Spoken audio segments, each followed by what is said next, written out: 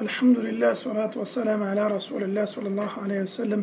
ګرانو محترم ورونو، ورکوټ شانتي ویډیوګانې دغه به سوال جواب شکل وي، یعنی یو سوال بیا هغه جواب، احکام مبارکې، منځ، اودس، غسل، عقیده مختلف ان شاء الله دا یو ترتیب ورکړی دی. ان شاء الله نو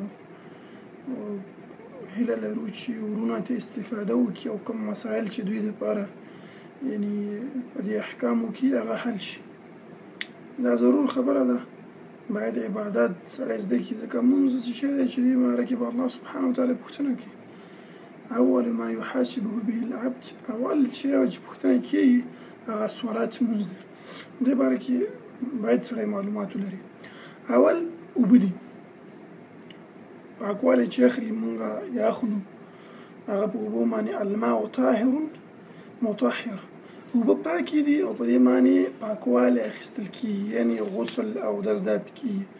دلیل په دې معنی سوره فرقان آیت دی، الله سبحانه وتعالی وایي چې وانزلنا من السماء ماء طهورا، اوبه د اسمان نه راکتې کړي،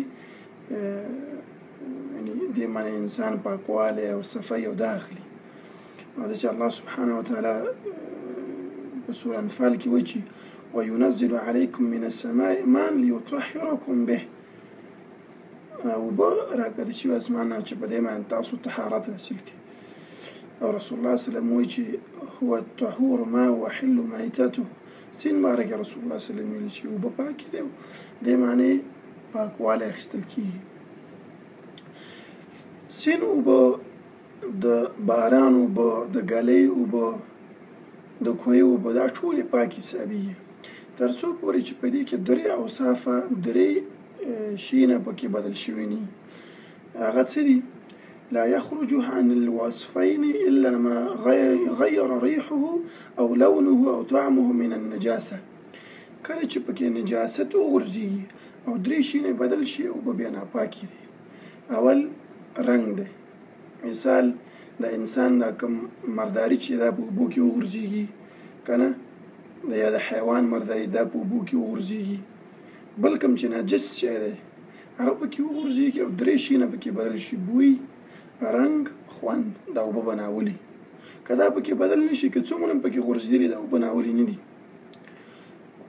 دا به دې سره وایو که نه چې نجاست او په پاکه شوي کې فرق دی. اوس مثال که یو کس په اوبو کې لږ صابون ور واچو، که دې معنی لږ رنګ بدل شو باک نه کوي، ځکه صابون نجس نه دی.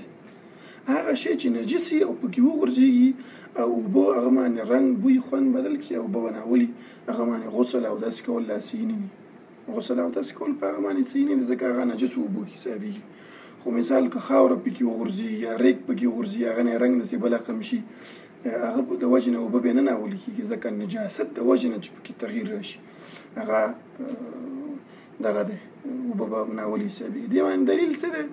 یو حدیث دی، رسول الله صلی الله علیه وسلم فرمایي چې ان الماء لا ينجسه شيء الا ما غلب على ريحه وطعمه ولونه. هغه شی چې یعنی نجاست چې په اوبو کې وغورځېږي او لون او دی بدل شي نو دا اوبه به ناپاکي. دا حدیث اگر چې ضعیف دی خو معنا په لحاظ صحیح دی، معنا یې صحیح ده. او یو بل روایت کې د بیهقي داسې راځي چې الماء طهور الا تغیر ریحه وطعمه او لونه بالنجاسة تحدث فيه. نجاست د وجې نه چې پکې دا درې رنګه بدل شي نو دا بیا اوبه به ناولي دا کېږي، حسابېږي او دا به استعمالو نه مونږه د استعمال نه خارجي. بل مطلق اوبو باندې به اودس کېږي، مطلق یعنی مثال که اوبه نه او مونږ راواخلو چې خبره لږ پکې شربت واچو، لږ پکې اوبه واچو چې زه دې نه به دغه وکړو، نه. الله سبحانه وتعالی قرآن کې وایي چې فلم تجدوا ماء فتیمموا، که اوبه نه وي تاسو تیمم وکړئ. داسې نه دي ویلي چې یو بل شی ورسره ګډ کړي د اوبه به ډېرې شي، نه، چې اوبه نه وي بس تیمم به وي. که اوبه چا سره نه وي تیمم به کوي، دومره اوبه چې نه وي چې هغه به یې اودس وشي کړی، یو وارې خپل بدن هر اعضا ومینځل شي، دې لپاره اودس دی. دا بل یعنی څه استعمالولی نه شي. لکه فقه حنفي کې راځي، هغوی وایي چې دغه نبیذ معنی اودس کولی شي. خرما نه چې کوم جوس وځي هغه باندې اودس کولی شي. دا خبره صحیح نه ده، بې دلیله ده. که اوبه متحرک یو که ساکن حکم یو دی. یعنی مطلب که سین کې اوبه یو که یو ډنډ کې حکم یو دی چې تر څو پورې نجاست د وجې نه د هغه رنګ بوی خوند بدل شوی نه دا اوبه به مونږ یعنی پاکې صابو او یعنی دا د طهارت حاصلولو لپاره صحیح دي. همداسې رسول الله صلی الله علیه وسلم فرمایي چې لا یبولن احدکم فی الماء دائما ولا یغتسل فیه من الجنابه. یعنی په ولاړو اوبو کې تاسو غسل مه کوئ. مطلب دا چې دا یو احتیاط دی. لکه بعضې وخت اوبه چې روانې هغه ځان سره هر څه وړي او چې ولاړ هغه کې ډېر شي نه بدن نه پراتي نو هغه به ستا لپاره ضرر سبب جوړ شي. خو دا داسې نهي نه چې حرام دی. که چا وکړو او اوبو کې تغییرات نه ورغلي د هغه اودس به سي. بل مستعملې اوبه څنګه دي؟ یو کس اوبه استعمال کړي او ته هغه استعمالوي اودس غسل لپاره دا یعنی دې کوم باک نشته. دې باره کې دلیل دی د عروة رواية دي فرمي أن النبي كريم صلى الله عليه وسلم كان إذا تودع كادوا يقتتلون على وضوئه. رسول الله صلى الله عليه وسلم چې کله اودس وکړو صحابه به جنګ او دغه د اودس په اوبو باندې هغې به بیا خپله که او ځان باندې بیا وخلي. وګوره رسول الله صلی الله علیه وسلم بیا اودس کړی دی بېرته بیا صحابه هغه اوبه استعمال کړي. دا حدیث په دغه کې راغلی دی بخاري کې کتاب الوضو کې راغلی. دینه معلومه شو چې مستعملې اوبه دا جواز لري. یو حدیث کې راځي چې رسول الله صلی الله علیه وسلم منع کړی وه خو بیا منع باندې بېرته رسول الله صلی الله علیه وسلم یعنی منع ختمه کړه او عمل په خپله وکړو. ځکه په ډېر روایاتو کې راځي چې رسول الله صلی الله علیه وسلم مستعمل اوبو باندې ادعا کړی دی. لکه یو بل حدیث کې راځي أن النبي كريم صلى الله عليه وسلم مسح برأسه من فضل الماء كان في يده. لاس کې مخ به چې ومینځه هغه نه به لږ اوبه لاندې وي بیا مسح یې پرې کوله. نو معلومه شو چې مستعملو اوبو کې کوم دغه نشته. او رسول الله صلی الله علیه وسلم د ام سلمه نه اوبه پاتې شوي او هغه باندې غسل اودس یې پرې وکړو. نو رسول الله صلی الله علیه وسلم ته صحابي ویلې چې تا خو پرې اودس وکړه. ورته ویل چې ان الماء لا یجنب. دا اوبه چې دي دا جنبي نه دي بل ځان په جنوب بد دپاره غسل وکړو. رسول الله صلی الله علیه وسلم پرې اودس وکړو. نو هغه ورته ویل چې دا خو تاسو په دې اوبه اودس وکړو چې اوبه خو جنبي نه دي. نو داسې اوبو باندې اودس کول چې بل چا کړي یا غسل کول چې بل چا پرې کړي بلکل صحیح دي. لکه ما مخکې ویل چې اشد ضرورت دي او په اوبه نه بل شی موږ استعمالولی شو بل هېڅ هم نه شو استعمالولی ځکه چې دې باره کې څه شته نه دی. ځکه یو روایت خلک بعضې مخکې کوي چې كان لا يرى بأسا بالوضوء من النبيذ. د نبیذو نه باندې که چا اودس وکړو دا کوم باک نه لري. خو دا حدیث صحیح نه دی، دا ضعیف حدیث دی او د قرآن صریح آیت په خلاف دی. ضعیف حدیث دی بیا قرآن کې دی په خلاف دی. ځکه الله قرآن کې وایي چې فلم تجدوا ماء فتیمموا. اوبه نه نو هغه په ځای ته تیمم ووهه. بلکې یو کس اغلب یعنی دا شکي چې دا اوبه ناولې دي وسې دي اوبه نه استعمالي خو صرف په دې معنی چې نه یې لیدلي څه او نه څه اورېدلي نه یې خپله لیدلي او فکر یې لګوي چې ولا دا کیدی شي ناولي کیدی شي باندې څه نه کېږي. اسلام کې حکم چې دی په اصل باندې پاتې.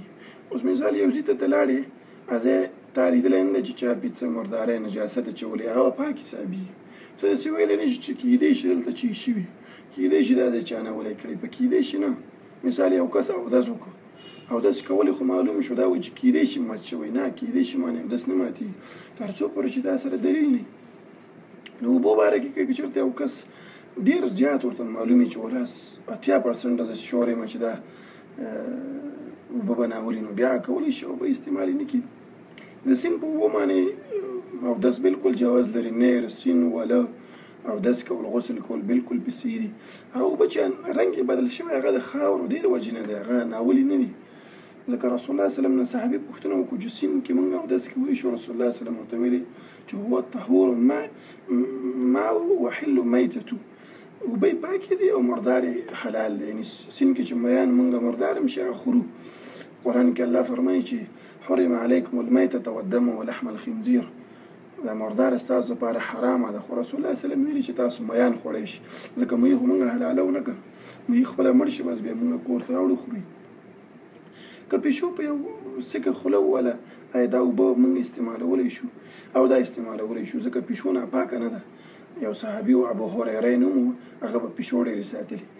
پیشو خوله که چشکي ووله هغه ناولې د اوبه نجسې کېږي نه ځکه یو صحابي پیشو نږدې ورسره و نو هغې ته یې کوزه کې اوبه لندې کې چې هغه یې تې وڅکي بیا پرې اودس وکړو.